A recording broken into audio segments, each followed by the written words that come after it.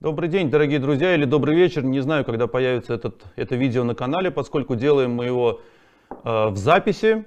Это четвертый эфир, посвященный матчу Владимира Крамника против Вишвантана Ананда в Бонне в 2008 году. А в записи мы его делаем, поскольку в конце этого эфира, после того, как мы с Владимиром Борисовичем разберем заключительные партии этого матча, к нам присоединится, собственно, победитель этого матча, Виши Ананд, и мы будем счастье лицезреть и слушать двух чемпионов мира в эфире нашего канала. Володя, добрый день. Привет.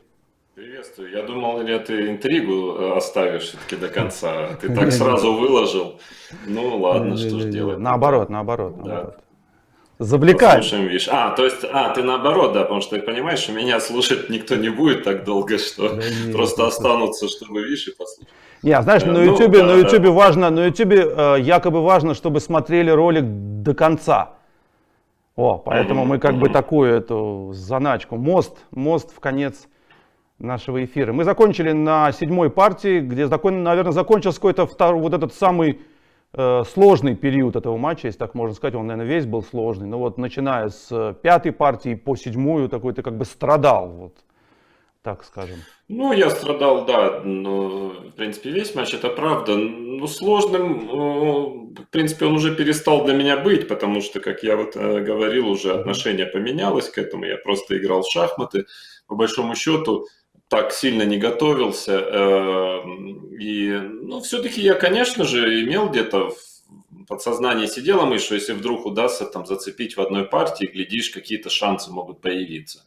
То есть, поэтому, конечно, я старался, то есть не то, чтобы я уж так совсем играл в режиме релаксации, но понятно, что уже не тот был настрой, немножко спортивный, по крайней мере. И, ну, скажем, да, 8-ю партию опять была дебютная катастрофа, можно сказать, белыми очередная. Уже в другом дебюте получилось так, что снова я не смог выйти из дебюта, но, по крайней мере, в этот раз хотя бы с точки зрения ничьей, да, то есть, по сути, она была похожа где-то на первую партию, хотя бы я хуже не получил, но в целом, да, снова как бы белыми у меня вот совсем не заладилось в этом матче, и вот мы можем, наверное, посмотреть, да, поставить доску и расскажу, что именно. Ну и ты знаешь, честно говоря, я уже не помню точно, что я на Миран хотел играть. Я подозреваю, что, наверное, хотел сыграть слон g5, слон h4, вот эту, ну, вот конь f6, да, сыграл Виши. То есть он c4, e6, как там в этой партии было, конь f3, d5. То есть он вышел через этот порядок, я сыграл конь c3, но в принципе все равно можно c6 пойти, да. То есть это говорит о том, опять же, я так стопроцентно уже не помню, что я собирался играть, но очевидно, что Миран я планировал играть, да, то есть, значит, наверное, я после конь c3, c6, я подозреваю, что я хотел сыграть слон g5, возможно, h6, слон h4, все-таки вот эту острую линию, которую я играть не h6, Sorry. Да, h6, слон h4, вот это dc, e4, да, g5, слон g3, b5, там, ну и так далее. То есть подозреваю, что, наверное, хотел сыграть эту линию, потому что не то, чтобы я ее сильно готовил, но она острая, она обоюдная. Ну, проиграю еще одну, так проиграю. Ну, здесь такая борьба идет, можно выиграть при случае. Поэтому, наверное, я это хотел сыграть. Но Виши сыграл 4-м ходом dc. Сыграл венский вариант, и тут оказалось, что я тоже готов не идеально, так оказалось. Хотя я его много смотрел перед матчем, я считал его весьма вероятным, e4, слон b4. Да, теперь, ну сейчас часто играет слон bc4, жертвует пешку, тогда это еще не было популярным, как-то, да, конь бьет e4, рокировка и вот такая острая игра, где у белых достаточная компенсация за пешку, ну насчет большего не знаю. Да, но я сыграл слон g5 вместо слон бьет c4, да, на слон b4, это основной ход, c5, ну, в принципе, я много этот вариант играл, чаще белыми, иногда даже черными, слон бьет c4, cd, конь бьет d4. Это табия, и я помню, перед матчем много анализировал, ну, основную, по крайней мере, тогда линию, слон бьет c3 шах, когда играют в этой позиции, bc, ферзь за 5. И теперь я вот собирался играть систему слон b5 шах. Здесь, да, слон b5 шах. Здесь, ну, тогда чаще закрывали слоном на d7, сейчас конем тоже закрываются. Тогда чаще слоном, как-то слон бьет f6. Теперь слон бьет f6, даже f вроде надо бить. Да, взять на d7, слон бьет d7 шах, конь бьет d7, рокировка. Вот эта позиция, она как бы табия была в тот момент. Я помню, уже, по-моему, после матча выиграл так у Найдича в решающем туре турнира в Дортмунде, который вот позволило мне первое место занять в какой-то, может, это какой-то был 9-й год, не помню точно. Но, да, так или иначе, то есть это вот тут я много работал, но есть еще ход ферзь за 5 вместо слон бьет c3 шах, который Виши сделал со мной в этой партии. И признаться, но опять же, не хочу, чтобы это звучало, нет, ферзь за 5 пока можно поставить, не хочу, чтобы это звучало как-то обидно для кого-то, да, то есть не то, что там какие-то оправдания, но действительно, может, это совпадение, но как раз это я лично почти практически не смотрел, то есть я там дал, уже не помню точно кому, чтобы ферзь за 5, ну, здесь основной ход слон d2 самый принципиальный. Я потом так играл, кстати, с тем же Виши Анандом в Бильбао в 2010 году, в ничью мы закончили партию. Да, это основной ход. Но как-то мне вот рассказали, что на самом деле самое простое, то есть самое интересное, потому что здесь большая теория после слон d2, что можно сыграть слон b5 шах вместо этого, вместо хода слон d2. Да, слон b5 шах и на слон d7 сыграть слон бьет f6. С идеей на gf сделать рокировку. И теперь, ну, после слон бьет c3 будет переход, слон бьет d7 шах, конь бьет d7 bc, это переход в ту позицию, которую я и хотел играть, в принципе. А если слон бьет b5 сыграть на рокировку, да, то тогда конь c b5, как-то так, по-моему. Да, и здесь что-то вроде рисовали небольшой перевес белых в этой позиции. Или, может, конь d b5. Ну, не, в общем, каким-то из коней на b5. Может быть, все-таки конь d b5. Ну, ладно, не принципиально, потому что, да, там какие-то анализы были, я их посмотрел, все хорошо, все логично, действительно получше немножко. Но на слон я так это исполнил, все, получил, слон бьет f6, слон бьет b5. Вот здесь. В этой позиции, да, так вот сразу. Да, нет, конечно же, конь d, именно конь c b5 я хотел взять, да, именно, потому что, да, а вот... Да, потому что здесь после слон бьет b5, ну и засел снова. Хотя, ну, честно говоря, не обидно, но это глупо, потому что на самом деле я имею в виду, что ну, можем поставить после слон бьет b5 позицию. На самом деле, конечно, тут всего вообще два хода в этой позиции. Ну, кроме слон бьет c3 шах, что переход, или слон b5, или gf. Как бы, причем, ну, человек, который работал над этим, он работал-то хорошо в целом. Ну, то есть, вот как объяснить просто, вот, что этот ход вообще не посмотрел. Потому что, по сути дела, в таких позициях мы всегда работали, ну, практически перебором ходов, да, то есть после каждого хода перебор. Слон b5 просто не было в записях хода, хотя это, ну, такая с небольшим отрывом вторая линия была, где-то, ну, на самом деле слон b5 просто закрывает вариант, в общем-то, то есть... По сути, шансы какие-либо на выигрыш заканчиваются после слон b5, потому что, ну, он, Виши взял на b5, конечно, я опять начал где-то как бы какие-то эмоции внутри у меня возникли. Ну сколько можно, опять меня встретили новинкой, опять в острой позиции. То есть тут выбор теперь или слон бьет g7 играть как-то. Слон бьет g7, кажется, да, здесь? Нет, слон бьет g7 просто нельзя, слон бьет c3, по-моему, да? Сейчас, секунду. Конь b3, извиняюсь. Конь b3, конечно, есть ход. Это я, конечно, видел, понимал во время партии, но здесь какая-то очень острая игра после конь b3, и на самом деле у черных порядок здесь. Ну, потом мне это не понравилось, потому что, во-первых, ну, опять я буду против компьютера играть в острой позиции, да и объективно она абсолютно нормальная у черных. Ну, например, можно сыграть ферзь b6, то есть это некая жертва пешки. Ферзь b6, слон бьет g7, ну, довольно форсированный вариант, ладья g8. Слон d4, ферзь за 6. Такая позиция. Но очень остро. Ну, так у белых рокировки нет. король в центре, черные сейчас конь c6 хотят выскочить. Ну, понятно, что играть против компьютерной подготовки здесь... Во-первых, компьютер объективно ее оценит как примерно равную. Во-вторых, как бы я уже парочку проиграл таких, как-то уже Не был готов. желание поостыл немножко уже, да. Да, так что поэтому выбор был небольшой в этом плане. И пришлось убить конь d b5 на слон бьет b5. Да, конь db5, но я не тем конем-то хотел брать, поэтому сейчас уже gf, то есть тут черная просто легко уравнивает. gf, рокировка, ну, по крайней мере, я безопасно стою, и то хорошо.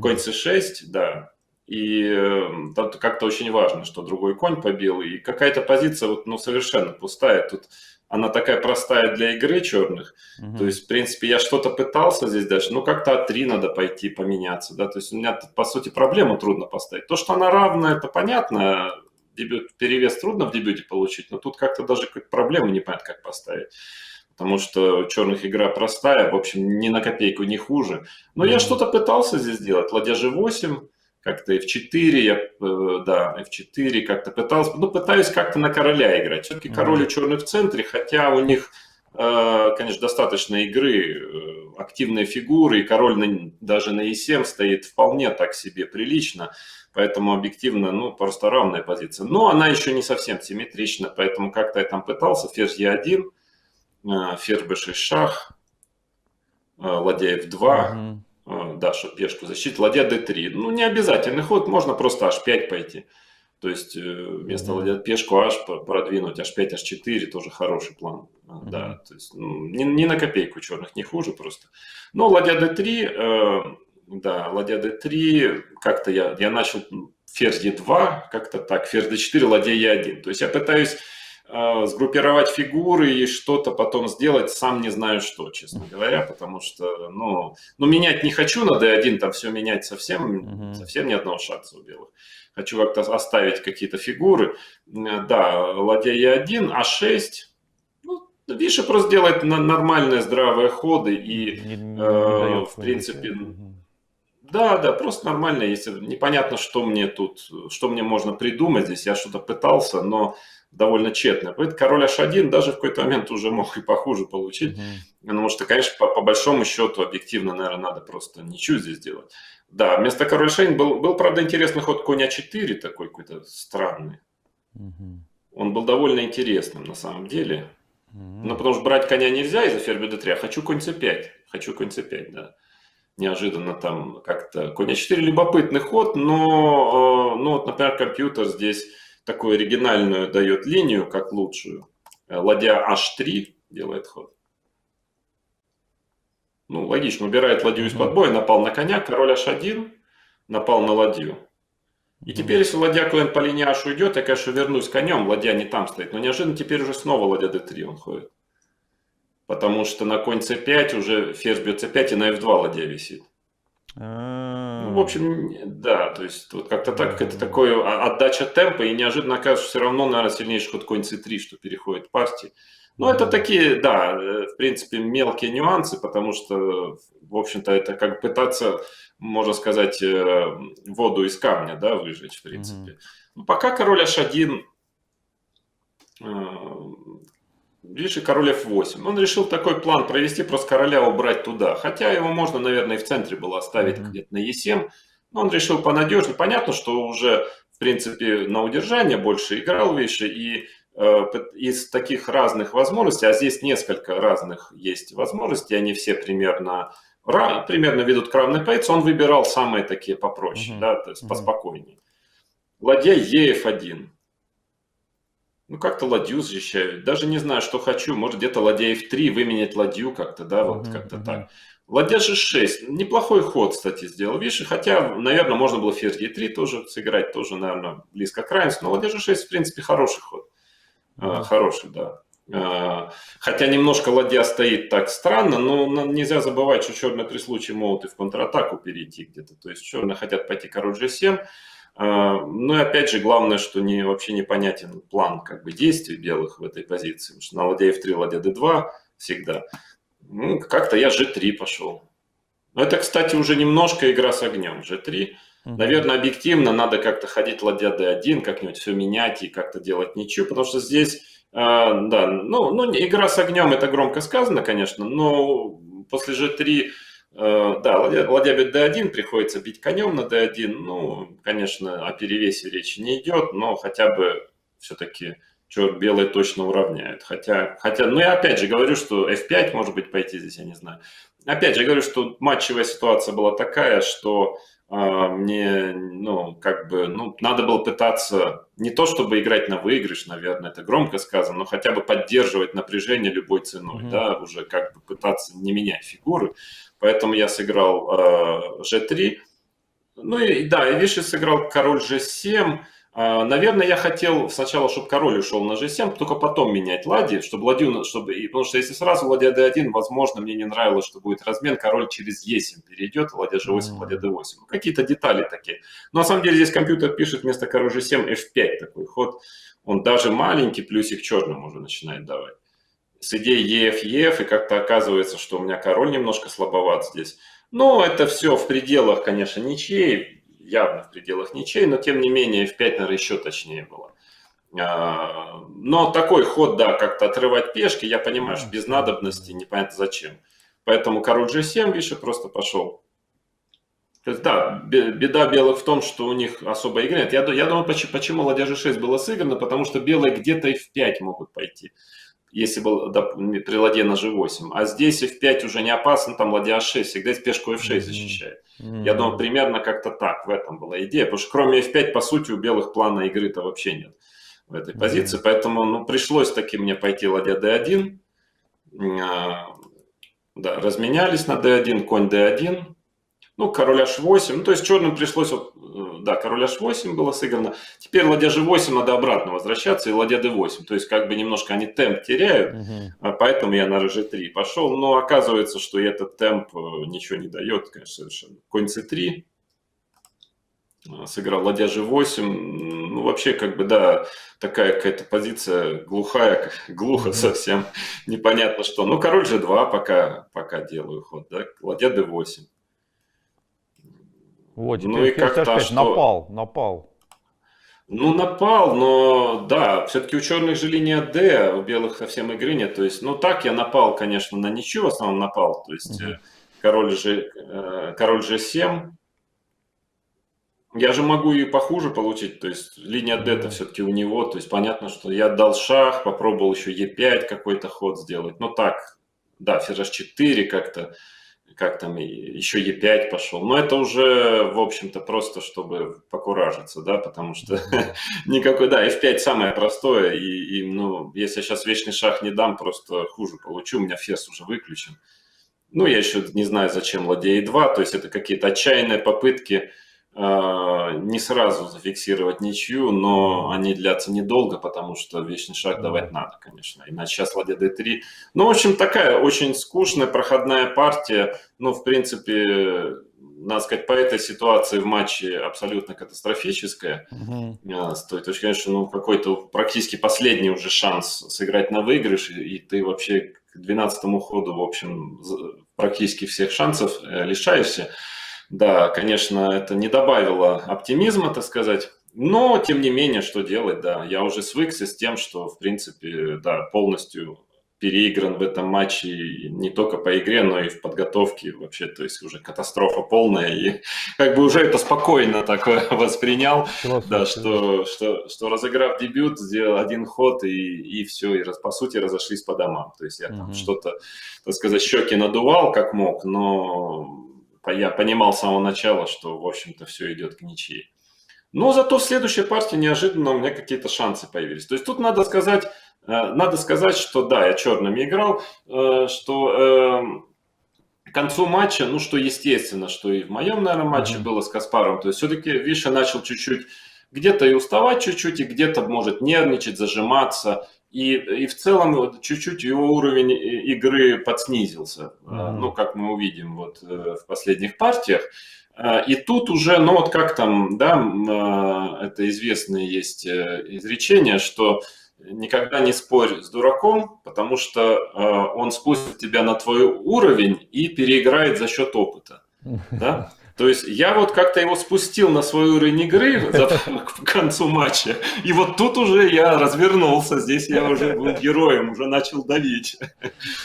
Как-то так получилось, что он подсел немножко, я не могу сказать, что я намного лучше стал играть, но мы уже по-честному начали играть, да, пошла честная игра. И вот как-то здесь вот была эта партия 9-я очень странная, надо сказать, потому что какие-то были парочку было необъяснимых решений, но в данном случае уже с обеих сторон. Впервые, надо сказать, в матче вот Виша начал какие-то ошибки делать, такие плохо объяснимые. Я-то их делал весь матч, и в этой партии в том числе. А вот Виша начал как-то вот уже, да, не знаю, с чем связано, может, они нервничают, может, как-то вот эта близость того, что надо уже на ничьих доплыть, и как-то вот ему мешало сконцентрироваться полностью, не знаю.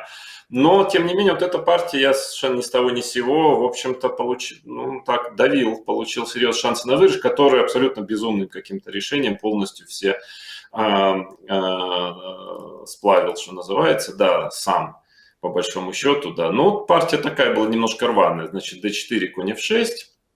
Не, подожди, d4, или d5. как я сыграл? D4, Я d5 сыграл, да? Да, да. Да, c4, как там было, c6, e6, да. Вот так я играл, да, таким порядком? Да. Значит, я на конь c3, на c6 хотел пойти. Ну да, я начал черную, видимо, играть на выигрыш, как-то пытаться, и неожиданно решил сыграть Миран против Виши, да.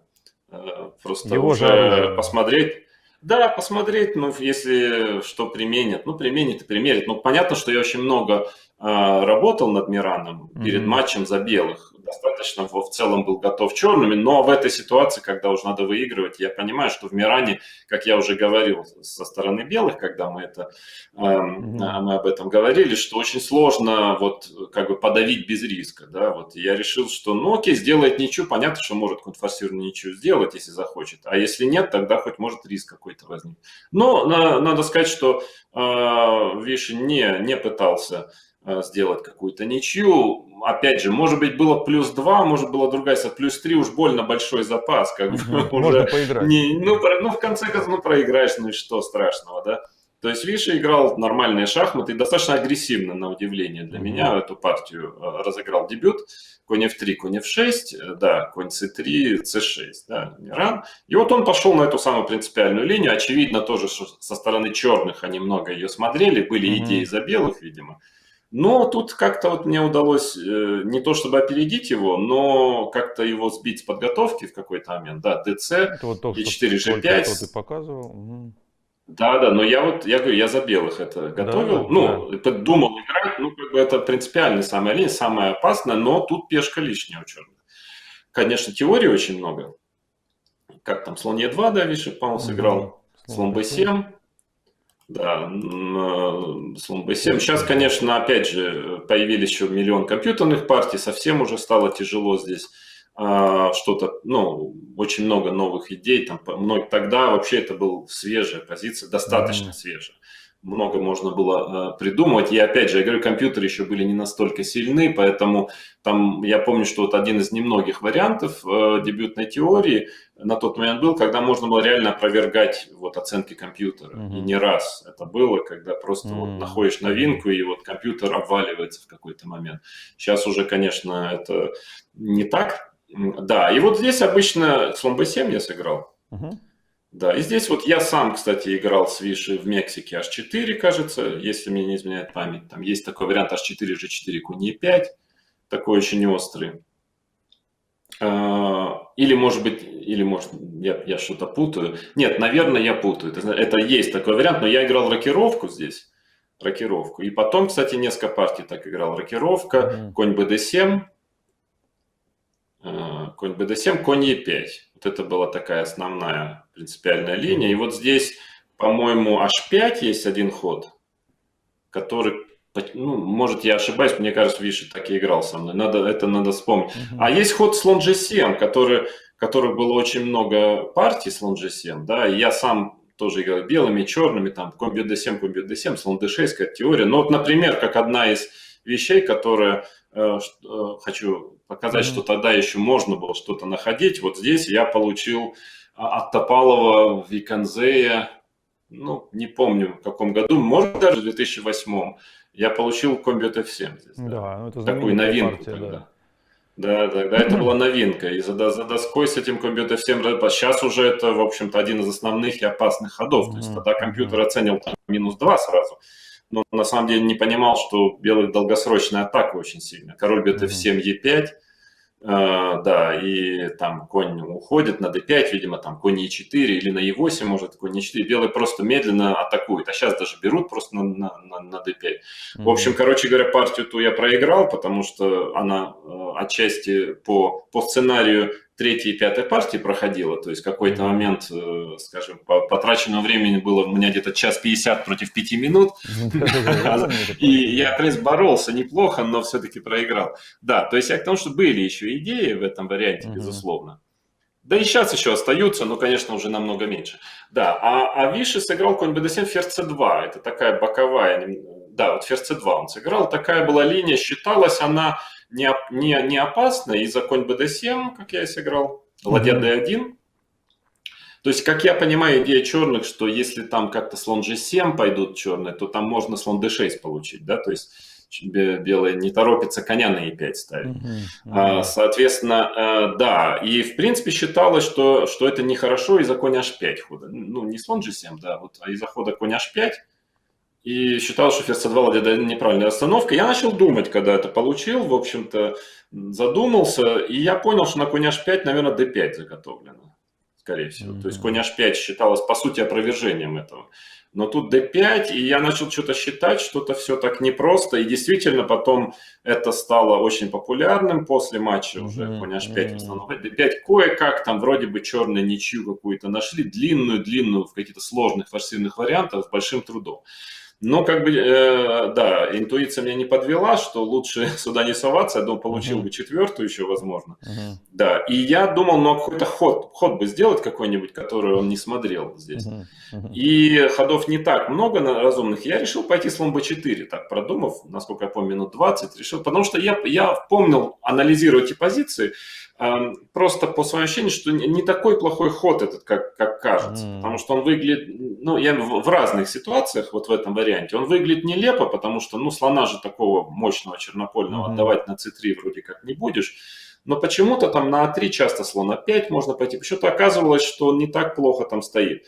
Ну и так зажмурился, решил, ну пойду слон b4 и ладно. Хотя бы, ну опять же, тем более мне игру надо было получить какую-то. И тут Виши начал задумываться, что мне очень понравилось. То есть ход, видимо, они не смотрели слон b4, потому что он действительно, наверное, не сильнейший, но не такой плохой. Такого прямого опровержения его нет. И я быстро получил шикарную позицию, на удивление. Конь e5, я думаю, это может быть уже не совсем точно. Я думаю, что рокировку все-таки стоило сделать. Наверное, начать с рокировки, потому что я не уверен, что конь h5 это типовая идея, но я боюсь, что все равно получу d5. Я думал как-то ферзь e7 ставить. Вот я помнил, что вот такая расстановка, слон b4, ферзь e7, она не совсем плохая за черных. Хотя, конечно, очень опасно. У белых есть идея e5, конь e4. Ну, надо проверять. То есть, опять же, у меня была такая практическая задача. Да, была практическая задача как-то выйти из дебюта и не потратив 1,5 часа на ближайшие 3 хода и не получив разработку. То есть, в принципе, я ее решил. Таким образом, но вот Виши как-то немножко начал так играть. В принципе, он получил хуже довольно быстро здесь, неожиданно. Сыграл конь e5, что, наверное, уже не точный ход. Да, ферзь e7. Да, рокировка. Это такая типовая игра, но ну, это то, о чем я говорил в предисловии к репортажу. Все-таки вот когда эти вопросы порядков ходов, вот немножко у Виши это не так хорошо получается. Какие-то тонкости в порядках ходов. И вот он как-то не прочувствовал эти тонкости, потому что здесь вот, наверное, надо было взять на d7 и рокировку сделать. Но это как бы такие нюансы, хитрости. Комбит d7 все-таки пойти сначала. И на комбит d7 только, ну, я конем и рокировка. Хотя объективно у черных, наверное, здесь нормально. Все-таки маневр конь e5, комбит d7 довольно странный, да, отдать два темпа и просто рокироваться. Ну, белые как-то готовят где-то f4, конечно, в этих позициях, но все равно здесь уже видно, что ситуация крайне неясная. Да, а Виши рокировался сначала, и я, да, взял на e5 в этой позиции и рокировку сделал. И вот это очень важно, потому что обычно в этих позициях часто вот рокировка из-за f4 очень опасна. Ну, белые просто проламывают ходом f4, да, начинают мат ставить. А вот здесь при слоне на e5, на f4 есть ход конь d7. Это очень важно, да, что я просто этого слона как бы арестовываю, да, и у белых атака не получается совершенно. То есть и после рокировки у черных уже отличная позиция, но Виши как-то сыграл тоже не очень удачно. Наверное, все-таки А3 надо было пойти. А3 все-таки включить, потому что у меня, наверное, слон А5 все-таки стоит пойти. И скорее А3, слон А5 все-таки в пользу белых во всех позициях. Но у белых вот из-за того, что не получается F4, если белые отойдут, скажем, слон G3 в этой позиции как-то, да, там, чтобы готовить E5, F4, я уже C5 где-то, наверное, проведу, да, в какой-то, я не знаю, сразу, или, ну, очень быстро уже начинаю C5 проводить. Или там вот. Ну, понятно, что белые уже с риском играют, то есть, и очевидно, ну, ясно, что у черных уже полный порядок объективно. Но да, и тут Виша еще неудачно довольно сыграл. Он как-то решил, ну оно логично, но не очень удачно. Взял F4, да, вот такая игра, да. Конечно, в этом есть логика, он начинает игру какую-то, иначе без пешки просто останется. Но здесь у черных лучше по-разному. В принципе, я так уже встрепенулся, понял, что позиция-то у меня хорошая. Но надо было очень далеко посчитать варианты. А это не ко мне. Это не ко мне разговор. Ну, я нормально сыграл, но на ферзь G7, конечно, но здесь GF был важный ход. Конечно же, я его считал много. Но опять же, вот в чем отличие. Да, я шахматист такого плана, как сказать, я доверяю интуиции, я все-таки пытаюсь играть из общих соображений, то есть для меня важно вот общее ощущение от позиции. И ЖФ тут, конечно, все очень форсированно. Я вторую пешку забираю. Е5 белая ходит. В этом и идея, конечно же. Е5, ферзь G6. Я теперь хожу конь Е4. Это строго форсированно, иначе просто без двух пешек, да. Конь Е4, ну и, видимо, черным, чтобы мат не получить, надо играть c5, конечно, да. В этой позиции. Да, конь Е4, c5, да. Ладья бьет F4, но ладья бьет F4... Да, грозит ладья G4, король H8 единственный ход. Ну и она просто выглядит очень опасно. Вот очень. Я как бы, да, ну как сейчас мат можно получить легко. Я не видел мата, не видел как. Но, ну как, сейчас слон F3, ладья F6, да. Вот мне очень трудно часто бывало вот как-то себя, ну вот не поверить интуитивному ощущению позиции. Вот как-то сказать, а вот ладно, опасно, не опасно, а я посчитаю ее дальше. Просто вот тупо, вот что называется, пересчетом начну ее брать. Ну, где-то здесь я, наверное, остановился. Мне просто показалось, что слишком опасно. Ну, на вид у белых сильная атака может быть, просто мат можно получить. Но в реальности у черных лучше здесь, оказывается. Потому что, ну, например, у белых куча возможностей. Например, можно пойти А3, А3, слон А5, ДЦ, отыграть пешку. Ну, казалось бы, ничего сверхстрашного не должно быть, но почему-то после хода ладья АЦ8, такого хладнокровного, и на ладья df1, вот на вид кажется, что у белых ну, просто достаточная игра за пешку. Но почему-то компьютер еще делает какой-то очень точный ход ладья fd8 теперь. Не-не-не, ладья fd8. А ладья c5? Конечно, очень сложный ход. Ладья f8? Ну, почему-то, я думаю, там можно получить какой-то, да, во-первых, b4, наверное. А, нет, b4, cb есть ход. Да. Ну, наверное, там так, все-таки черным тоже... Надо как человек может сделать ход ладья fd8? Это что такое? Пешку отдать? Ну, если уже дошли до этой позиции, может, потому что, видимо, ладья d2 угроза сильная из этой связки, там ладья d4 какие-то угрозы. Но я к тому, что здесь... Мата. Да, и конь этот висит на e4. Не, ну дело в том, что на ладья g4, видимо, что на ладья g4, конечно, выглядит страшно. Наверное, ладья d2 можно, да, как-то. Или нет, или слон бьет e4, слон бьет e4, наверное, просто. Да, ну, так или иначе, я к чему? Что тут вопрос интуиции, да, в этих позициях, потому что понятно, что ты все не просчитаешь. Ну, конечно. То есть тебе надо вот как-то поинтуитивно почувствовать, что у тебя здесь достаточно ресурсов и может быть лучше. Но это достаточно, мне кажется, сложно. И другое еще, кроме dc, есть еще возможность сыграть d5 здесь, что мне тоже, наверное, смущало очень. d5, да, и теперь какой-то вариант следующий. Нет, я извиняюсь, конечно, очень. Я извиняюсь, я все неправильно сказал. Извиняюсь, не король h8, а слон бьет e4. Слон бьет e4. Да, слон бьет e4 надо побить. Ладья бьет e4. И теперь король h8, вот так. Король, потому что грозит ладья g4, да, иначе там не получается. И вот здесь неожиданно кажется, что, ну я как-то хотел d5 пойти. В смысле, ну, я считал, что понятно, d5, да. и на вид, да, и на вид кажется, что, ну, белых, ну, не проиграть не должны, тем более разноцвет. Ну, но тут, как ни странно, ну, я не, может быть, ничья все-таки объективно, но лучше у черных. То есть ед, ладья бит d5, ладья d8. Довольно, правда, форсировано, потому что иначе белая действительно мат поставит. Ладья d8, ферзь d1, линию d не надо отдавать, но находится ход ферзь d1. Ну и вот возникает практически форсированно такой эндшпиль. Ферзь бьет e4, все поменялись на d8. Да, ну и там король h7, ферзь f6, какая-то такая позиция. Ну, кажется, что должна быть ничья, но не факт, что ничья. Как ни странно, не факт. Потому что, например, компьютер ходит ферзь g6 здесь, например. И как-то здесь оказывается, что, может, размен ферзей-то проиграть можно при случае разноцвет. То есть, поэтому ферзь f4, наверное, белым надо отойти, черный ходит король g7. Ну, то есть так, что, в общем, не факт, что черный, что белые так легко удержат эту позицию. То есть это был шанс какой-то, но надо было сесть и высчитать варианты. Ну, правда, надо сказать, я сыграл спокойнее и безопаснее, да, но вот иногда таким образом ты какие-то реальные шансы на выигрыш упускаешь. Я сыграл ферзь g7 после длительного обдумывания. И на e5, ну, в чем, конечно же, идея есть, чтобы пойти c5, чтобы, ну, короля так не открывать своего. Опять же, вот то, о чем я говорил, не люблю с открытым королем играть. Не понимаю, где мне матуют, а где нет. Но вот я решил на всякий случай, вот так у меня король более прикрытый, но таким образом я как бы отдаю пешку назад.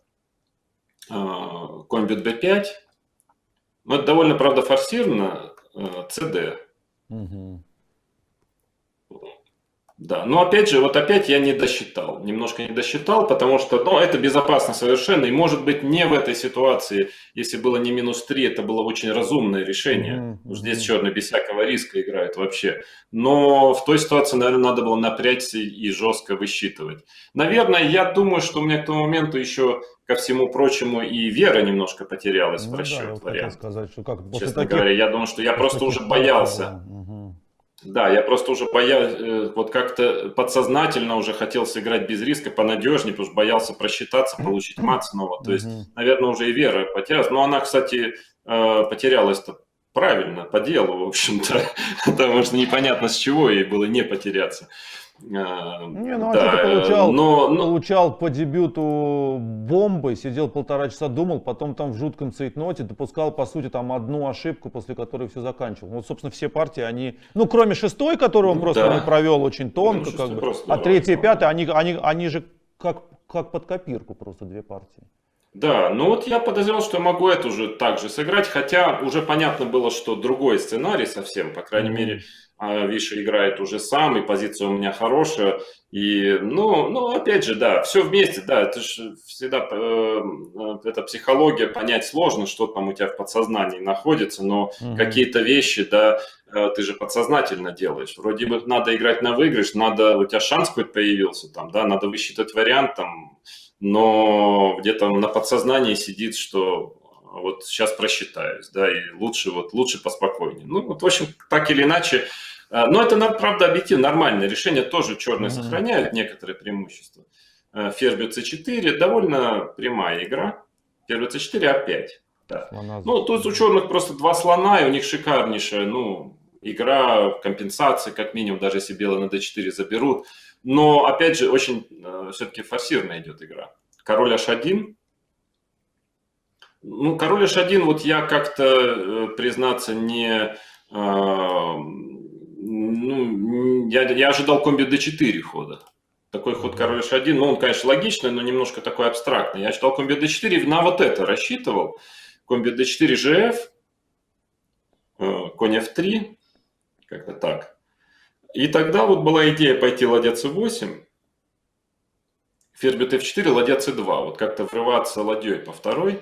И действительно здесь, в общем-то, ну, у черных инициатива. Скажем, ладья f2, белые могут пойти, и просто взять на b2.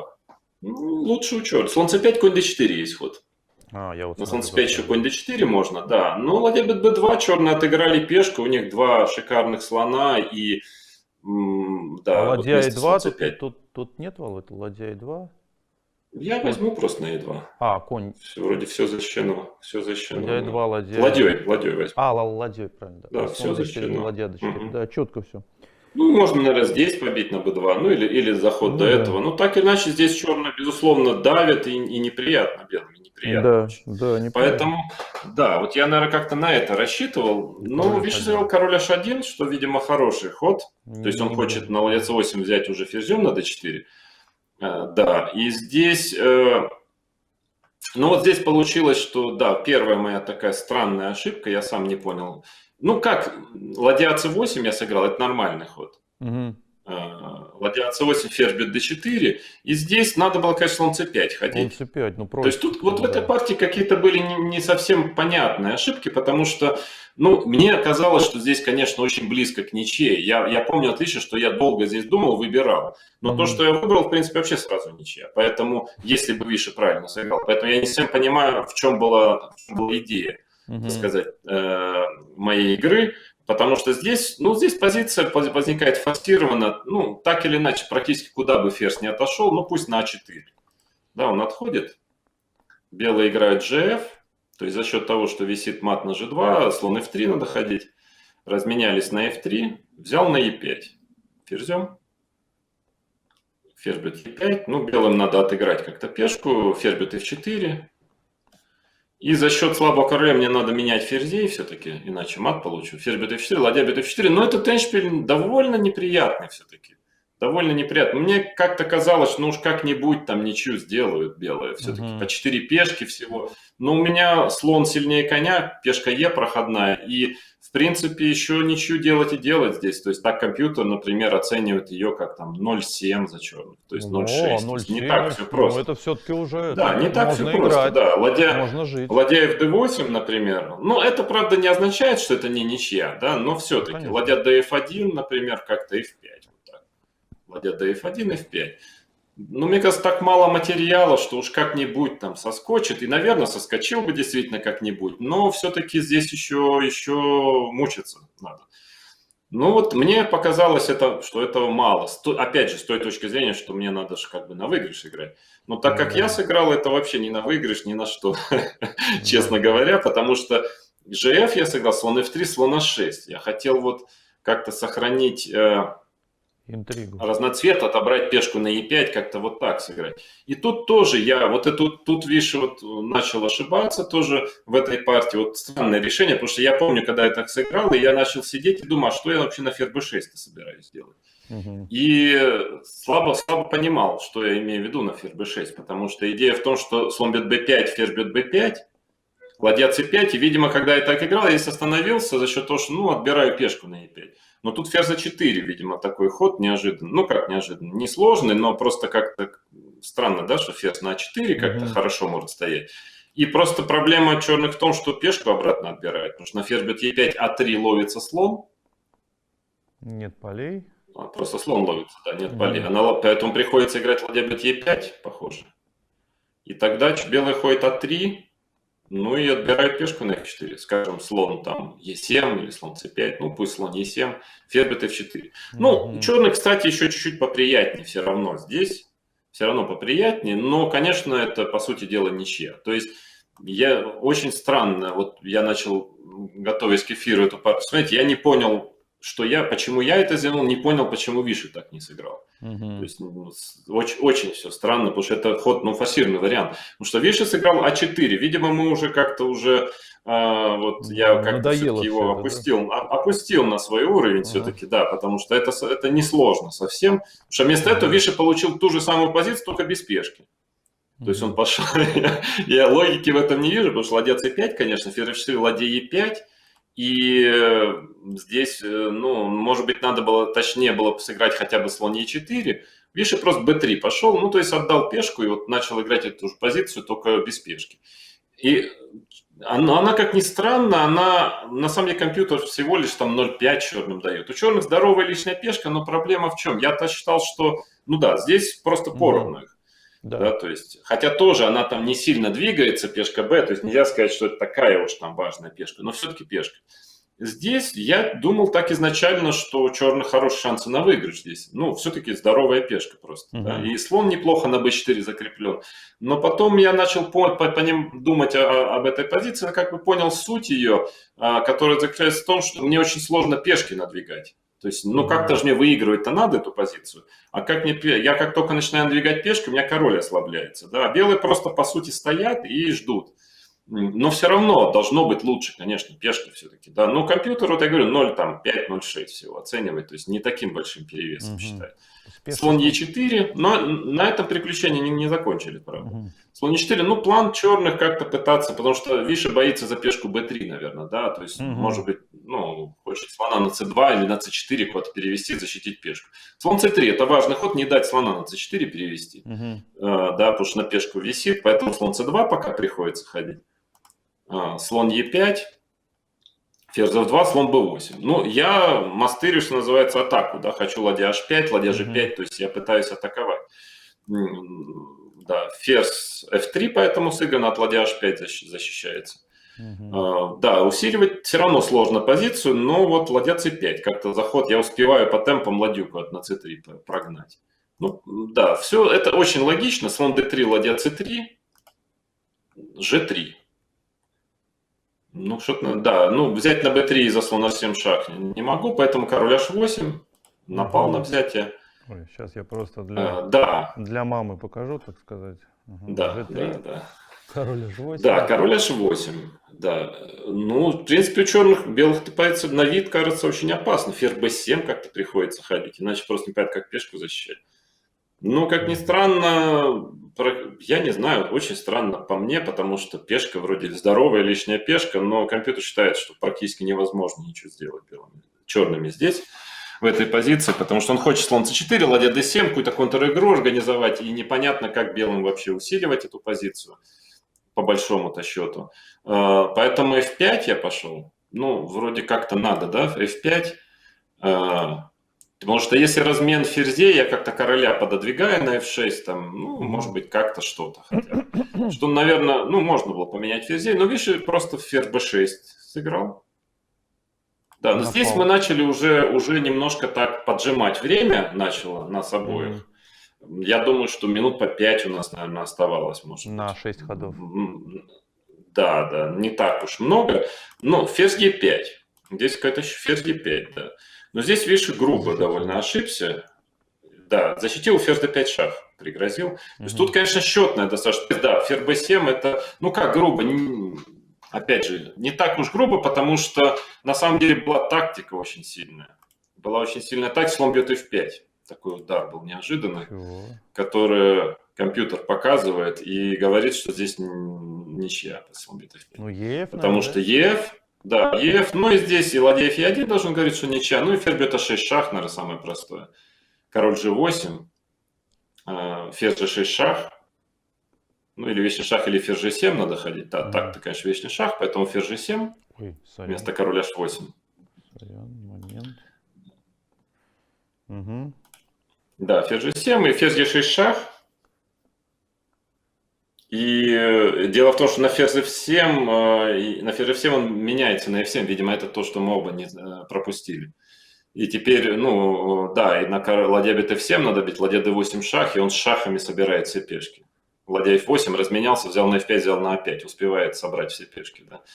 Может быть, где-то вот мы это пропустили. Да, а на ход ферзь G6 шах, король H8, да, тут как-то, да, вот здесь ферзь G7, ферзь G7, ферзь G6, король H8. Нет, ферзь G7. Ферзь G7, я понял. Ферзь G7, ферзь G6, король H8. Да, так-то вечный шах просто, да. Король H8, ладья бьет F5. И оказывается, что тоже, ну, это может не совсем очевидно, если мало времени, но король H8, не, король H8. Король H8. Здесь король H8. Да, здесь, ага.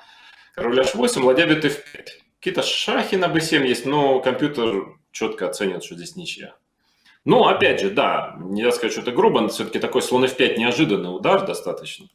Но вот Виши не заметил его, да я тоже, может быть, не заметил, не помню уже. Сыграл ферзь b7, ну и здесь какое-то безумие вообще, то есть полное совершенно.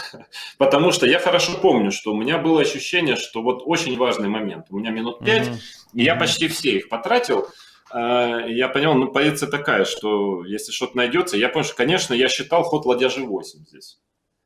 Я точно помню, что я его считал вот буквально до контроля, вот все время потратил, считал, пытался понять ладья, потому что я при случае ладья g3 грожу. Да, Очень часто и там с матовой атакой на отход слона. Дело в том, что белые хотят слон c4 пойти, и тогда вот ладья g3.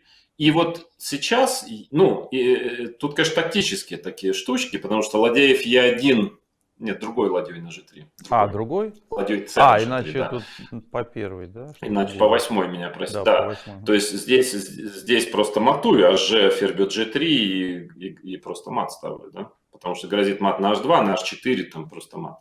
Но... Да, то есть это матую просто на ладья, если ладья f1 36, вот, да, после ладья g8, ладья f1, да, но это понятно, ладья бьет d3, это тактика, это понятно, да, что есть. И на ладья e5, ладья d1 шаг, слон e5 собрал все фигуры. То есть... Это выиграно. Ну, остается ладья d e1, и я помню, что я из-за этого отказался. Ладья d e1 на ладья g8. Ферзь d6 и слон c4. Ну, у меня тоже все висит, но я не знаю, почему-то я не смог досчитать, или я даже как назвать, но ладья g3 матует по-прежнему. Ладья cg3. Вот тут же мат. А g ферзь g3. То есть... Подожди, а если здесь ладья e6? Ладья g1 шаг, ферзь бьет h2 грозит мат. Тоже. Поэтому должен брать ферзь бьет g3. Я не всем понимаю, чего я мог здесь не увидеть. Потому что я точно помню, что я считал этот вариант. А g ферзь бьет g3. То есть уже, ну, вроде мат, а что? Ферзь h2, ферзь h4, грожу мат поставить.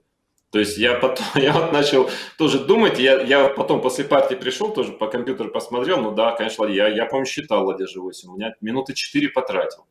Как бы, а что я не заметил, что я как бы, в чем причина, почему я в итоге не пошел ладья g8. То есть я просто этого ни тогда, ни сейчас не могу понять. То есть, потому что на самом деле после ладья g8 у белых просто тяжелая позиция, очень опасна.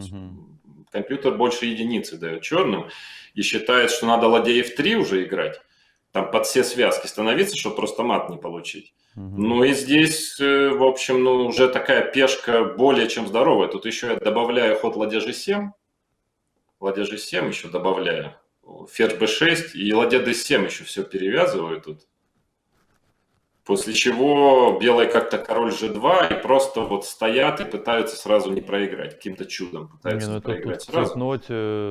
Ну, король g7 черный просто играет. Но она объективно просто очень тяжелая у белых. И не исключено, что даже в той форме я бы ее довел до победы. Потому что просто тут можно рассыпаться. Все видно, на b3 висит связки, и у черных то есть все перевязано у белых.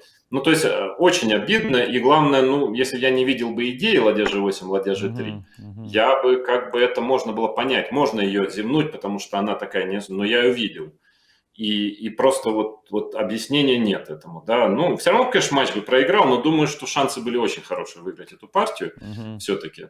Но я вот досчитал, вот если в кавычки, наверное, это можно закавычить, слово досчитал, до там полуминуты, когда у меня на часах осталось, и в панике сыграл ферзь c7. Потому что почему-то мне показалось, что не проходит ладья g8, решил хотя бы ферзь c7, хотя бы не проиграю, флаг не уронил.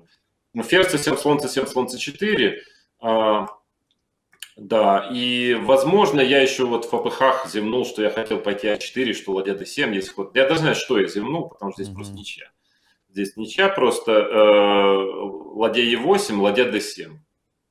И как бы дело в чем, что тут еще А4 все время угроза, да, у черных. То есть, ну, у черных просто нет поля у слона, потому что на слон b8 есть ход ладья fd1 и ладья d8 грозит. Я просто не успеваю консолидироваться, потому что так-то А4 неприятная угроза, но просто не успеваю. Поэтому мне приходится играть слон b6. Нет, ты сыграл, кстати, А4. Но... я сыграл А4, да. Я вот этот какой-то на флажке нашел какую-то тактику, но тоже, ну, ладья бьет c7, АБ. Уж как ни странно, эта связка-то опасная очень. Ладья F2 надо ходить. Угу. Ну и Чтобы здесь не 40-й дать ход. b2, да? Да, там я хочу b2, ладья c1. Мгм. Но здесь 40-й ход, и я помню, что ну просто времени мало. Я вроде видел, что ладья a8 надо пойти, а не ладья b8. Но я просто боялся просчитаться и просто без фигуры остаться. На самом деле ладья a8 был ход. Тоже ничья, но я хотя бы получаю 3 на 2 ладейный форсированно. Мгм. Причем я это видел, то есть это к слову о том, что, ну вот, как бы уверенность, когда, да, уже Да. у тебя уже пропала, у тебя флаг висит, и просто на ладья b8 точно не проигрываю, да.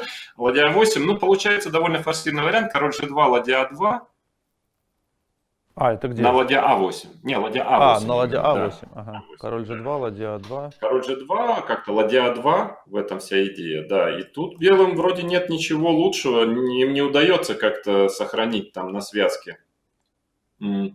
Вроде бы. Ну, правда, это не так просто, потому что, как я понимаю, вариант очень красивый. Это как раз можно зевнуть, потому Мгм. что, как я понимаю, тут такой... Ну, она, кстати, тоже ловушка. Ну, как ловушка? Контроль прошел уже. То есть я так понимаю, что белые, например, могут сыграть ладья c8 шах в этой позиции. Король g7 и слон бьет e6, да? И как я сейчас это понимаю, я вот прямо сейчас сижу, думаю за доской, неожиданно, по-моему, есть ладья бьет c8, слон бьет c8 и король f6 такой ход. Красивый. Король f6. У Все. слона, не пустить слона на диагональ. А, сюда, И чтобы он не слон пришел, да? пешку не задет. То есть я хочу взять на f2 и b2, иначе пешка на f5 висела. Угу. А у слона нет поля, он не может вернуться на диагональ. То есть, по-моему, в этом, как я сейчас понимаю, в этом вся идея. А, если слон b7 тут нельзя, слон а6 нельзя, то есть получается пешка просто проходит, да? Может быть, ну, это просто мне сейчас в голову пришло. Может, g4 какой-то ход, я вот сейчас думаю, все-таки здесь. И что это Как-то меняет? g4 есть ход. Я Побил, хочу побил. диагональ слона на f5 А, оставить. Побил, как-то слон b7, что ли, успеваю, может быть. И потом как-то король e5, король e3. Ну, в общем, надо считать, но по-моему, здесь как-то получалось, что очень опасно, может быть, даже белые мгм. проигрывают. Ну, так или иначе, да, в любом случае белые могут на самом деле в 3 на 2 перейти. Вместо этого, по-моему, это проигрывало за белых, но потом зрители могут Мгм. разобраться, почему именно. Можно перейти в 3 на 2, король g2, ладья a2, сыграв, да? Мгм. И теперь просто взять на а2 и пойти ладья а7. Ладья бьет а2, ба и ладья а7. Но все-таки это 3 на 2. Это все-таки 3 на 2. Мгм. Это, ну, ничья, конечно, но еще поиграем хотя бы. Да. Но все-таки у Понятно, тебя что тут 3 на ничего. 2 же не вот такие 3 на 2, а вот такие. Это Да, да, да, меняет да, дело. они такие, но тоже, правда, я потом подумал об этом. Дело в том, что я, может, не успею по темпам просто, потому что король g7, например, если я хожу, уж компьютер здесь оценит почти как равно, что говорит о том, что, скорее всего, он просто по темпам не успевает. Мгм. Ладья а7 шах, наверное, на король f6 ладья h7 он цепляет эту пешку. Я вот подумал об этом. Король g6, скажем, да, ладья e7, Мгм. ладья e4, да, то есть я вроде выставляюсь, а как мне оторваться? Вот он, допустим, белые просто пошли король f3, h4 поставили. Как я Мгм. могу на ладья e1, король f2? Как я отрываюсь в этой позиции, Мгм. непонятно. На король f6, ладья h7 всегда. Ну, так или иначе, конечно, ничья, но хотя бы я 3 на 2 бы мог получить. Но тут, опять же, я потратил все время на свой блестящий расчет хода ладья g8, поэтому времени у меня уже не было. Мгм. Соответственно, я сыграл ладья b8, чтобы покрепше. Да. И ладья b8, ладья b2 вынуждены ходить белые. Мгм. И теперь, да, дело в том, что на ладья c2 был здесь ход. Да, здесь контроль прошел, по-моему. Да, контроль прошел. И на ладья c2 белые вот спасаются на самом деле вот за счет того, что они могут взять на c2. Теперь ладья бьет c2 сыграть. И на bc слон бьет e6. Вот, конечно, такая вот оказия, да. Слон бьет Ой, e6. сори, сори, сори, Слон бьет сори. e6. Вот именно оказия в том, что и пешка f5 висит. То есть приходится ладья b1 шах, король g2, c1 ферзь. Ну, разменяли, взяли на f5, битая ничья, да. То есть стой пешка на f6, выиграно было, Мгм. наверное, у черных. Ну вот, поэтому я задумался, понял, что неожиданно у белых тоже усиления нет позиции Мгм. после этого. И после длительных раздумий тоже, я имею в виду после ладья b8, ладья b2. После длительных раздумий я, боясь, конечно, все равно что-то зевнуть, уже это боясь в панику какая-то перешла, я сыграл h5 пока. Неожиданно нашел такой ресурс, просто h5 и посмотреть, что будет делать белые в этой позиции. h5, какой-то король g2, а у белых на самом деле особо хода-то нет. h4, какой-то такой ресурс, полуловушечный. Дело в том, что ну, как бы я где-то хочу, у меня какая ловушка, но если бы мой ход был бы, я где-то g, ладья g8 хочу пойти. G, ладья g8, и там за счет пешки g3 на b3 потом висит. Ну, тоже ничья, конечно, ну, неважно, здесь ничья по-разному. Самое простое, Виши сыграл ладья c6, это самое простое. Ладья c6, и да, пришлось взять ладья g8, и тут просто ладья b3-6 ничего делает. Да. Ну, и согласились на ничего. Ну, в общем, такая партия, она, конечно, неважная по уровню, даже не знаю, с чем это связано. То есть, ну, ты, моя мне кажется, игра... правильно говоришь. Просто сил, ну не сил, а вот именно психологически, видимо, это знаешь, как футболисты, которые получили травму, они потом восстанавливаются, все хорошо, выходят, и ты ничего не можешь сделать, у тебя несколько месяцев, ты не вступаешь в определенные единоборства, просто мозг не дает, он боится вот за это место. Так и здесь, видимо, просто, ну как бы просчитавшись пару раз, тяжело уже, мозг как-то по-другому начинает считать, что ли? Илья, я к тому, что с чем связана моя неважная игра, тут-то у меня нет, я не удивляюсь ничуть. Я не понимаю, почему Виши такие какие-то странные ошибки делал в этой партии.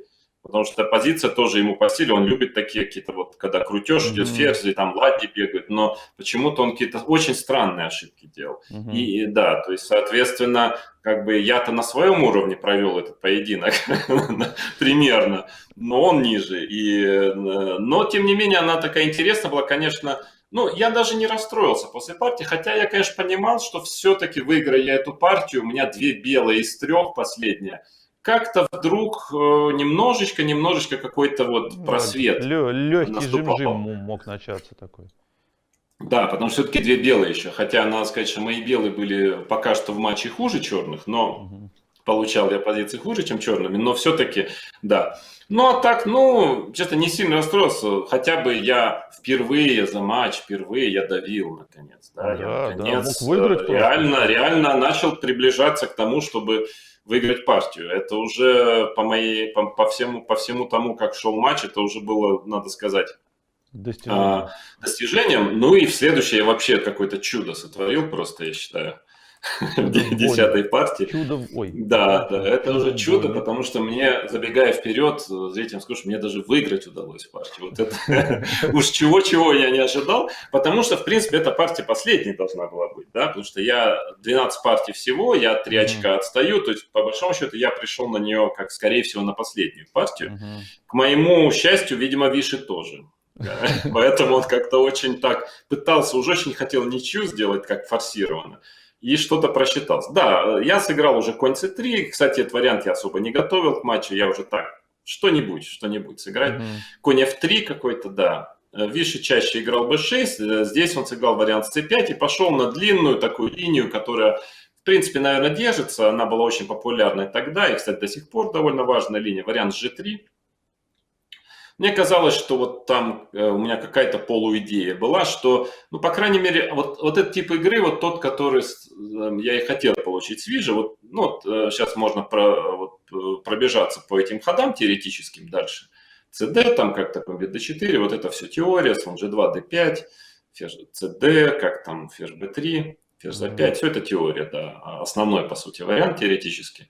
Конь c6, не буду там утомлять зрителей нюансами этой позиции, но вот она очень такая прямая, да, слон a6 как-то надо ходить, то есть ладья fd1, то есть понятно, что у белых преимущество 2 слонов, и если они только выйдут, у них лучше будет, но очень темповая идет игра, просто по ходам, все очень форсировано, ферзь c5 как-то, и Виши уже сам, и не раз уже играл эту позицию, я играл ее черными. Е4, слон c4, очень-очень прямая игра, ферзь a4, конь b6, ферзь b4, ферзь h5. Вот это, по сути, табия. Тут было много партий, Виши сделал ничью с Каспаровым здесь черными, как-то в Виконзе в 2001 году. Тут слон e3 был основной ход слон e3, по-моему. Ну, логично. Ну, позиция очень какая-то, да, но там черная, она очень тупая. Черная как слон Е2 успевает пойти. Слон Е2 с идеей, что ли, слон F3 как-то. И темп по ходам успевают уравнять. Так и было в партии Каспаров-Ананд. Угу. Да, а я придумал какую-то идею вот в кои-то веке. Это, я помню, мы с Леко смотрели, причем, наверное, в основном за черных. Я белыми-то и не собирался это играть так, просто что-то в голову взбрело, думаю, пойду сыграю так. Да, ладья Е1 какой-то ход такой. Какой-то очень странный. Ушел с линии. Но тут вот позиция такая тонкая, хитрая, она странная чем? Что, ну, если белые развернутся, у них будет два слона и просто лучше. Но у черных большой контроль над белыми полями, и задача белых как-то выйти так, чтобы черные сразу вообще вот не заняли все белые поля.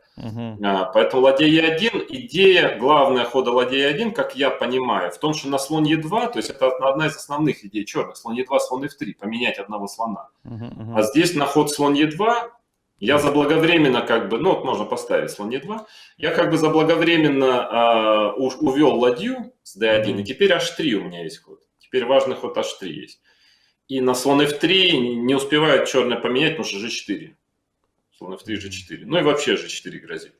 Да, поэтому вот это очень важно, да, именно. А если бы я начал с H3 вместо ладья E1, ну тогда слон ну Е2, вот, слон нет, слон Е2, ладья Е1 это я давай, а ладья D8 тогда у меня, ну здесь ладья Е1, это переход был бы. Почему я говорю, почему я с ладья Е1 начал? Потому что здесь ладья D8 неприятно, связывает меня по линии D. А G4 я ходить не хочу. И грозит Ну слон и грозит, Е2, да. Поэтому именно я объясняю, почему этот странный очень ход ладья Е1. И, к счастью, он оказался, ну, Виши начал думать после ладья Е1.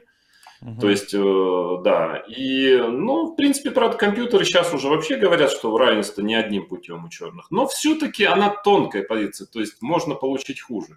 Не так все, то есть все от одного темпа зависит. И вот где-то Виши чуть-чуть не разобрался здесь как-то вот, он сыграл очень логично. c5, пока все нормально. На самом деле где-то ему не повезло тоже в этой партии, потому что он реально-то одну ошибку всего допустил, и позиция просто начала сыпаться. Ферзь за 5, ладья fc8. Это очень логично. Ну, в принципе, у черных план, там, слон d3, какой-нибудь c4, например, залезть конем на c4, да.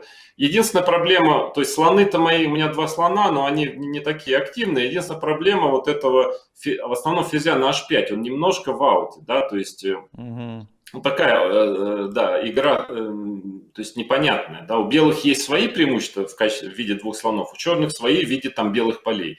И вот чьи сыграют в итоге, это вопрос пока еще открытый. И слон Е3, какой-то такой тонкий ход, это я еще, по-моему, в подготовке был. Ход слон Е3, потому что логичнее выглядит слон F4.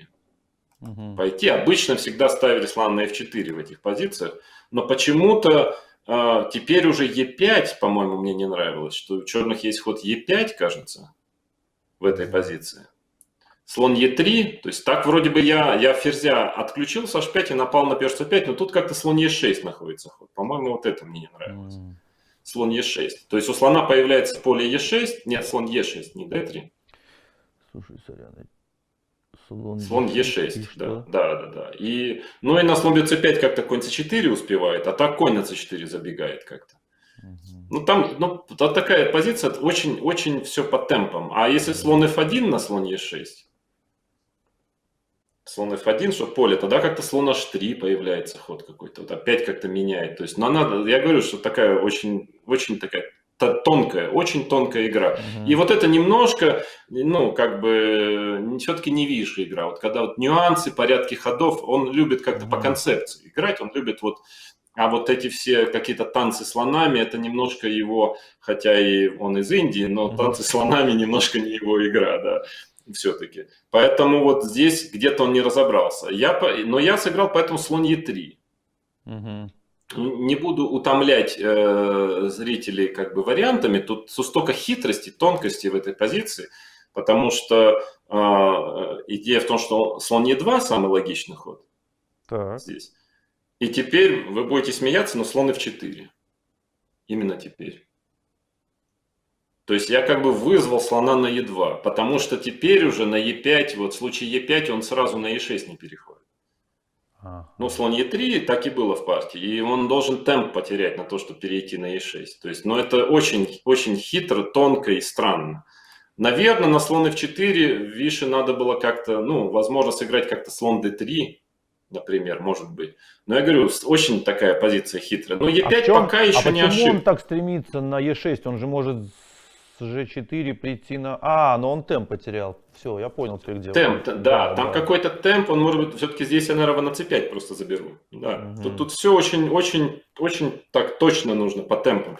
Ну, конечно, вот есть место в этой позиции, вместо слон g4, можно пойти конь c4. Вот, слона на e2, если поставить. Конь c4, но здесь очень важно, что я вызвал ход e5. Это очень важно. Потому что теперь я хожу ферзь a6. Как-то связываю неожиданно. Конь бьет e3, ладья бьет e2. Король бьет g2, конь g2, король g2. И вот при пешке на e6 эта позиция была бы ничейная, при пешке на e5 она очень-очень трудная, потому что белая ладья заходит на d5, и одни слабости у черных, да, то есть она реально просто опасная очень позиция, то есть такой плюс-минус плотный. Это очень важно именно при пешке на e5 это получить. Да, и, ну, то есть тут надо смотреть, то есть, по-моему, было еще равенство у черных, но очень хитро. Виши, по сути, совершил одну и не такую грубую ошибку. Может быть, f6 как-то надо было здесь пойти вместо слон g4, но не то, чтобы это тривиально. Что Виши решил слон g4 очень логично, то есть его игра теперь...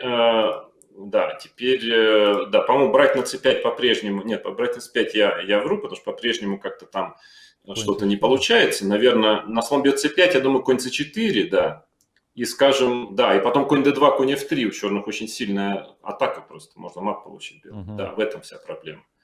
Слон g4, но тут длинный идет форсированный вариант, ферзь a6. И здесь вот Виши на него пошел и просто один довольно тонкий ход пропустил. Здесь уже надо было объективно в панике как-то играть, видимо, слон Е6, слон F1, конь D7. Уже уходить в такую оборону. Ну и, кстати, она не так, точнее не в оборону, а в контратаку. И потом конь F6, конь G4 пытаться запрыгивать. Может быть, черные еще держатся здесь. То есть, может, даже как-то успевают по темпам. Потом стратегически у них уже, ну, если они не закрепятся на c4, то белых два слона, ферзь на h5 в ауте, и белые просто на ферзевом фланге выиграют пашню. Но вот Виши упустил одну вещь. Он сыграл f6 вместо этого. Да. И вот просто чуть-чуть не успевает. Как обычно я весь матч не успевал, тут он не успевает. А4. Очень прямой вариант. Ферзь F7. То есть это все, конечно же, еще играет. Там Е5, наверное, Виши все это высчитывал. Слон F1, слон Е6. Ну, все упирается в то, что черные сейчас на c4 залезут. И здесь он издалека, я думаю, пропустил идею ладья АБ1. Ну, надо сказать, что еще сильнее ладья ЕБ1, но это достаточно сильно. И неожиданно оказывается, что он не успевает залезть на c4. Это очень, ну, за счет чисто на тактике. Потому что на слон c4, нельзя слон c4, за слон бьет c4. На ферзь бьет c4, ладья бьет b6 есть ход. В этом вся беда. Ему только залезть на c4 вообще никаких проблем. Да, если конь бьет c4, то ладья b7. Снова конь потерялся. Полей нет, откуда его защищать. И он как бы не успевает залезть на c4. Если он ходит ладья c7, что было бы логично тоже, чтобы как-то защитить. Ну, да, ладья бьет b6 есть ход, да. А я грожу опять ладья b7. И неожиданно, совершенно неожиданно, после ладья b1, по сути, проиграно у черных. Конец просто. Чудеса. Что удивительно, ну чудеса, но просто конец, плюс 1,5. Белые просто опять ходят и заходят. То есть он сидел, думал и вдруг понял, что все, просто конец. Но был единственный еще шанс после ладья АБ1. Да, еще очень важно ладья АБ8, еще ход. Тоже ладья АБ8 здесь, можно пытаться играть. Да, чтобы опять же на опять конь c4 как-то заскочить, да, чтобы поле b7 взять. Ну тогда ладья b, да, тут еще как-то что-то, хотя тоже весь удар, ладья b5 какой-то страшной силы ход. Тоже, ну то есть все сыпется. Так, правда, надо было играть, и как компьютер как-то говорит, конь c4, там плюс 1,5 он еще как-то сразу не проигрывает. Но как бы неожиданно, вот ни с того ни с сего, вроде все было нормально, один ход пропустил, чисто тактически, и конец почти что. Потому что Виши здесь как-то растерялся, сыграл c4. А5, конь А4. Ну, конь d7, ладья b7 совсем просто белые заходят, у них на a7 забирают. Да, ну да, а здесь конь a4, ну здесь несложно, ладья b7, ферзь e8, еще слон висит, еще страшный ход ферзь d6, потому что грозит ладья e7, грозит ладья e7 и грозит ферзь b4, там просто вырезать коня. То есть, и Виши просто сдался в этой позиции, просто сдался неожиданно, но на самом деле не рано компьютер пишет больше, чем +5 у белых. И удивительная партия, вот какая-то удивительная. В итоге в 29 ходов мне удалось выиграть. И по сути одну ошибку только, допустим, вот как-то все сложилось так удачно. Но вот я это отчасти везением называю. Нельзя сказать, что я что-то такое гениальное здесь сделал. Вот, собственно, вот один ход нашелся, ладья b1. Может быть, как ответка за какие-то третью, пятую партию, когда вот такие ходы все время находились у Виши. Вот тут у меня нашлось. И неожиданно я вместо того, чтобы паковать чемоданы, пошел готовиться к тому, что как играть на выигрыш черным цветом. В общем, была вдруг всю команду, значит, мы направили ну, потому что, опять же, да, конечно, это не то, чтобы последняя партия. Я имею в виду, что если ты выиграешь последнюю партию, да, тут еще одну потом надо выиграть. Но я уже понимаю, что если вдруг случайно я выиграю черными, то уже последнее, это уже реальный шанс. Потому что после 2 подряд поражений уже у любого так будет дрожать руки в последней партии черными, что уже всякое может быть. Ну, конечно, нельзя сказать, что я сильно рассчитывал на что-то. Но тем не менее. Ну, проблема была в чем? Что я готовился на d4, как-то найти какую-то игру. И, честно говоря, ничего-то толком не нашел. Я даже не помню, что я хотел играть на d4, потому что, в принципе, я не нашел ни одного дебюта, где можно с таким шахматистом, как Ананд, в классику реально вот играть на выигрыш, чтобы не получить совсем плохо с дебюта. Ну, что-то я там подготовил, но надо было на всякий случай на e4 что-то подготовить. И я свою бригаду, там, Лека, там, ну, хоть что-нибудь мне покажите, там, ну, Найдеров, наверное, Найдеров, если Е4, там, хоть что-нибудь, чтобы сразу ничьей не было, ну, похуже, неважно. Так что что-то мне там набросали, какие-то варианты в каждом Найдерфе, чтобы какую-то игру хотя бы получить. Но, конечно, я практически листа ничего не знал, а Ананд неожиданно сыграл Е4. Хотя тоже довольно странное решение, потому что после d4 вообще намного сложнее завязать какую-либо игру, чем после e4. Ну, наверное, Виши решил, что он хочет в такой партии сыграть то, где он, ну, как бы белыми он не должен проиграть, да, особенно если не рискует. То есть там, где он знает позицию, чувствует ее, что как бы на всякий случай, как некий дополнительный запас. Ну, мне что делать на e4? Я вот потом, годами позже, когда нужно было в этой же ситуации, я сыграл d6 там с Саванчуком. Ну, не намного лучше закончилось. Очень сложно, конечно, с топ-игроком, который знает шикарно теорию и готов сделать ничью, особенно в этой паре. Ну, как? Ну, Найдер, ну, а что делать? Ну, сыграл Найдер, что-то мне там, какие-то короткие файлы записали, да, А6. Я помню, на слон Е2, Ж6, по-моему, мне посоветовали играть. Хотя там, конечно, сильно хуже у черных, но чтобы хоть как-то какую-то игру завязать. Да, слон G5 мы не ожидали. Виши раньше не играл слон G5. То есть, и вот мне только посоветовал Питер вот сыграть. Он говорит, ну там везде или форсированная ничья какая-то, или плохо у черных просто. Или вот есть какая-то система, где вроде ни то, ни другое. То есть, неважно, но не совсем плохо и не форсированная ничья. Вот он мне посоветовал сыграть это, что я там сыграл, ферзь c7 как-то ход, по-моему. Да, ферзь c7. Ну, конечно, он не важный, мягко говоря. Вот я видел, кстати, сейчас на Блиц-турнире Каспаров играл в Блиц ферзь c7. Вот где там был это Блиц-турнир, в Хорватии, что ли. Там, по-моему, проиграл почти все партии. Да, почти все пары, потому что там, причем, ну, просто не потому, что плохо играет, а понятно, что не натренирован Блиц, но просто уже ее там, что называется, раздраконили, это просто уже там все уже отлично знают, что делать, и он просто с дебюта не выходил практически. То есть объективный ход, конечно, мягко говоря, да. Ну да, но тем не менее, что уже тут поделаешь, как-то надо играть. Слон f6, gf, f5. Это самый такой прямой путь. По-моему, ферзь f3 сейчас чаще играют, там тоже удовольствие небольшое. Ну, f5, ферзь c5. Ну, в принципе, вот как-то тут и закончилась моя подготовка. То есть, ну, ферзь c5, конь c6, выйдешь, игра. Какая-то игра, не сразу ничья, ну и здорово. Да, но как-то начал присматриваться. Не, ну в любом случае у меня большого выбора не было. Что-то же надо играть хоть как-то. То есть тут надо удача какая-то, чтобы какая-то борьба завязалась. Ну, какая-то минимальная, кстати, в этой партии в какой-то момент завязалась, минимальная. Ферзь d3, ну, здесь можно вместо конь c6 там слона 6 сыграть, но это, она объективно, наверное, сильнейших, вот пытаться слона на e5 перевести, но там очень форсированные игры начинаются, и, по сути, там белые имеют форсированную ничью, если хотят. Поэтому конь c6, конь b3, ферзь e5. Ну, объективно говоря, это уже что-то по такой партии, хоть не сразу ничья, и хоть позиция относительно сложная, казалось бы. Ну, я начал 3-0 было сыграно, я тут засел надолго думать, что дальше делать. В общем, понял, что позиция-то жуткая совершенно. То есть ферзь на e5, он мешается, он просто мешает. И вообще непонятно, что делать, потому что, скажем, ну, самый естественный план – это слон d7 3-0 как-то в этой позиции. Слон d7 и длинную рокировку, король b8, слон c8, как-то так. Но проблема в чем, что я начал смотреть, потому что я сделал ход ef такой, конечно, крайне рискованный.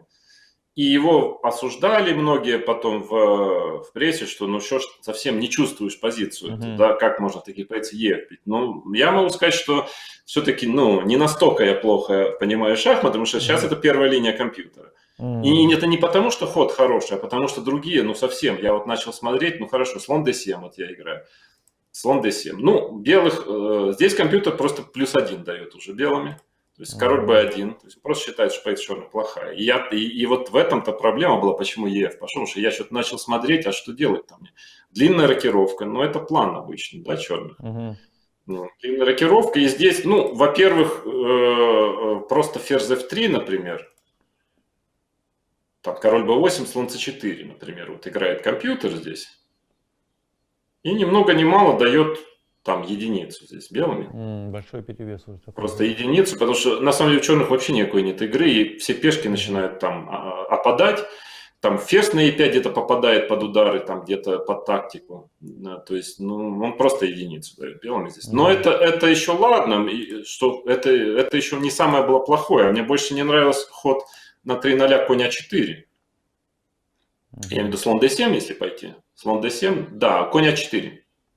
Да, и он, ну, на король c7 есть ход ферзь e3, там просто мат получу, ферзь на b6 заходит. Да, поэтому как-то король b8 надо ходить и конь b6. Король b8, конь b6. Ну и как бы конь сильный на b6. Я же не говорю то, что на c4 грозит там пойти, где-то на d7 разменяться. Ну, то есть белые, ну, вообще без всякого риска играет. У белых просто лучше.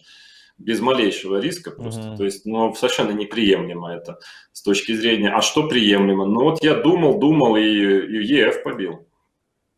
Что, конечно, тоже не сильная игра на выигрыш. Но хотя бы я надеялся как немножко нестандартную ситуацию создам. И, кстати, Виши странно очень отреагировал. Ну, здесь у белых, конечно, перевес, скажем, самый простой ef, самое естественное, конечно. ef, просто слон бьет f5, ферзь f3. Да, ну и там слон e6, король b1 просто. Слон e6, да, как-то, король b1, ну и на самом деле, ну, лучше у белых, да, просто они развиваются. То есть у меня какая-то пешка немножко, то есть какая идея черных? Где-то они могут слон f5, слон g7, при случае диагональ какая-то там. То есть какая-то острота в позиции есть, но белые просто слон d3, ладья e1, у них все очень надежно стоит, и объективно это лучше просто у белых. Ну, хотя еще борьба. Виши как-то, видимо, хотел вот форсировать. Он, ну, тоже он нормально сыграл, но немножко странно. Он сделал ход ферзь e3. На самом деле, ну, то есть он хочет как-то очень форсированно. Хочет ладья d5 пойти. Дело в том, что на слоне e6, если слон e6, то ферзь b6 очень неприятно. В этом идее. Он не хочет мне дать длинную рокировку сделать. То есть, но, в принципе, здесь надо было fe, конечно, бить. И объективно, и субъективно. То есть, ну, надо было уже бить, потому что ничего лучшего нет. Мне просто казалось, что, конечно, Эндшпиль-то близко к ничьей. Ладья d5, он очень форсированный. Ладья d5. Может, поэтому, видишь, так и сыграл, хотел форсировать игру. Ферзь e6, конь бьет e4. Это очень форсировано. Ну, на d5 ладья не берется, поэтому как-то f5 приходится ходить здесь. Конь бьет d6 шах. Много разменов здесь. Слон бьет d6. Ферзь бьет e6 шах. Fe, ладья бьет d6. Такая позиция. Король e7. Ладья d2 там, ну h5 как-то. Ну, она точно не хуже у черных. То есть она не хуже, конечно, но у белых большой ничейный запас, но еще играть ее можно.